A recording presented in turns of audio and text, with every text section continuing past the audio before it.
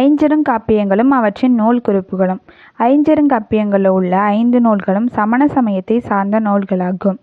அவை என்னென்னா உதயனகுமார காவியம், நாககுமார காவியம், யசோதர காவியம், சூளாமணி, நீலகேசி. உதயனகுமார காவியம் கந்தியார் என்னும் பெண் துறவியால் இயற்றப்பட்டதாக கருதப்படுகிறது. இதில் மொத்தம் 6 காண்டங்கள் உள்ளது.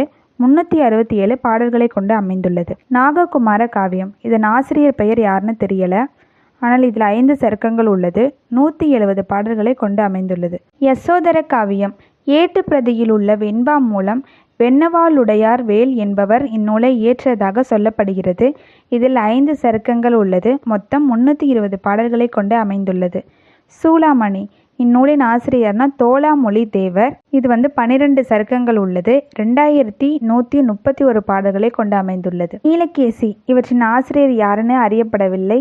இதில் 10 சருக்கங்கள் உள்ளது. மொத்தம் 894 பாடல்களை கொண்டு அமைந்துள்ளது.